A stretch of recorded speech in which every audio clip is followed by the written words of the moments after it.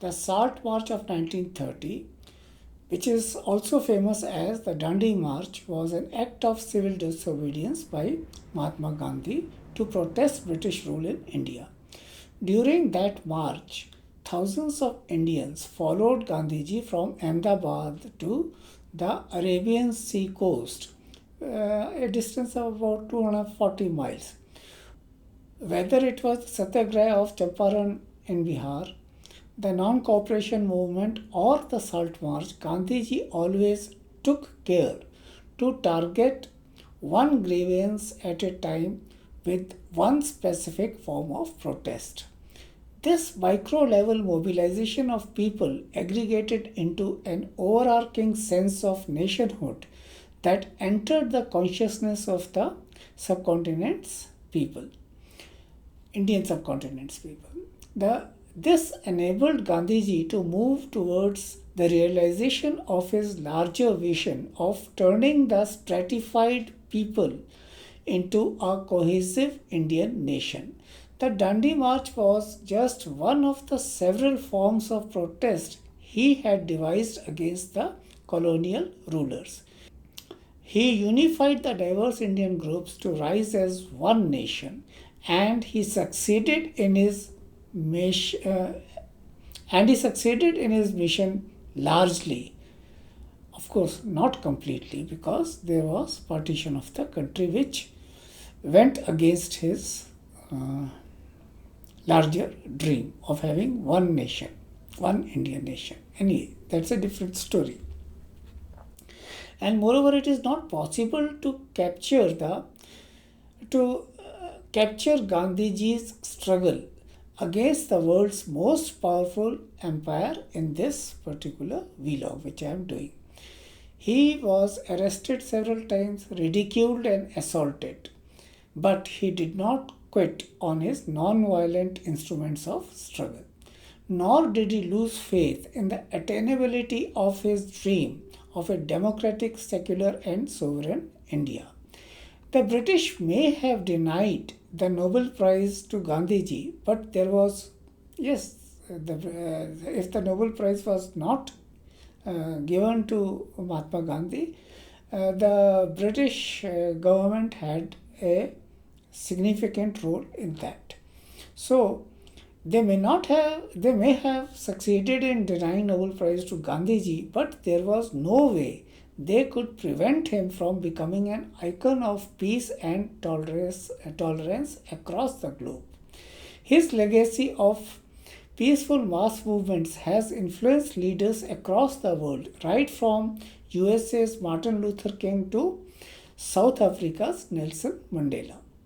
In the post-independence India, J.P. Narayan or Jayaprakash Narayan used the Gandhian way effectively against Mrs. Indira Gandhi in the 1970s. Now it is Pakistan's Imran Khan and again India's Rahul Gandhi who are following in his footsteps, partially if not completely. They have taken quite a few lessons from Gandhiji's mode of protest. Rahul Gandhi is a scion of India's first family, everybody knows it. He is not used to the hurly-burly of India's street politics. He has been frequently depicted as an arrogant Shahzada who oozes with a sense of entitlement. This depiction has come as much from his detractors in the opposition as from the media, which we call as Godi media. Ridiculed as a pappu, he has been unfairly targeted by the BJP's trolls in the social media as someone who is innocent of wisdom and common sense. I'll tell you what my opinion on the ordinance is. My opinion on the ordinance is that it's complete nonsense and that it should be torn up and thrown out. That's my opinion, my personal opinion on the ordinance. Manner in which he tore a piece of paper describing it as the Ordinance 2013, which was passed by Dr. Manmohan Singh's UPA government to protect convicted politicians in front of the media persons only confirmed the BJP's portrayal of his immaturity and arrogance. Rahul Gandhi appears to have matured over the years. 2013 is long back, almost a decade back now. He has shed diffidence and has entered the arena by resorting to Bharat Jodo Yatra. He has learned to live with the ruling party's pressure tactics, including CBI and ED cases against himself, Sonia Gandhi, and Robert Wadehra, which remain inconclusive and sub judice. Obviously, they will remain inconclusive and they will remain sub judice because that is how the BJP government wants it. They want to use these cases only to tarnish Congress party's image as well as Rahul Gandhi's image. The National Herald issue and bickering in the Congress are magnified in the servile media's news bulletins. Rahul Gandhi has obviously shrugged these off and continues with the Bharat Jodo Yatra. Public response to his yatra has been enthusiastic. The crowds are getting larger as the time passes, much to the entrenched BJP's discomfort and alarm. Already there are signs of the BJP leadership taking desperate steps to sabotage the yatra. All sorts of canards are being spread against him. The Twitter trolls have been hitting new depths of lewdness and vulgarity. There is a desperate attempt at character assassination by attributing obscene motives to Rahul's interaction with his female fans and relatives both. They have not even spared his niece. The mainstream media has been ignoring the yatra and focusing on building up Modi's public image. We are seeing it every day, day in and day out. It is Modi and Modi and Modi. They cover Modi as if he is the only newsworthy Neta in the country. In fact, he is treated as the presiding deity of the nation. Not even Indira Gandhi had received this type of servile eulogies from the media during or after her lifetime, let alone during the emergency.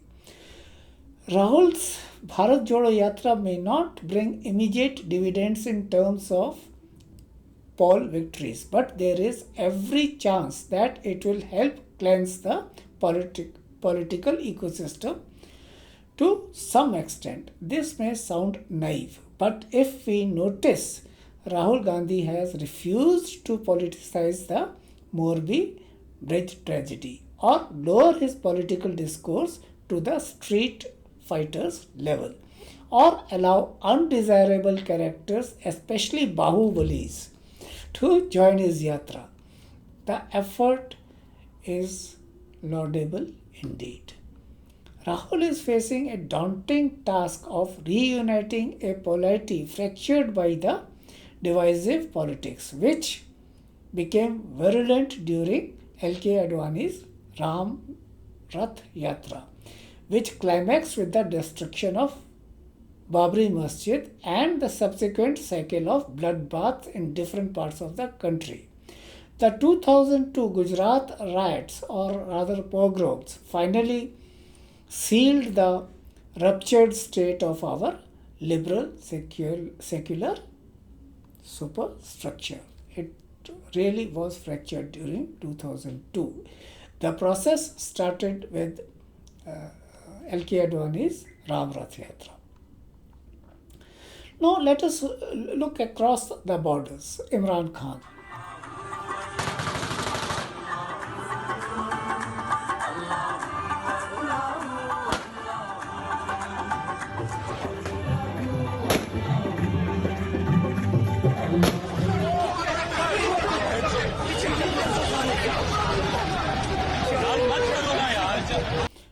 When bullets rained on Imran Khan, it was a Gandhi Godse moment for Pakistan.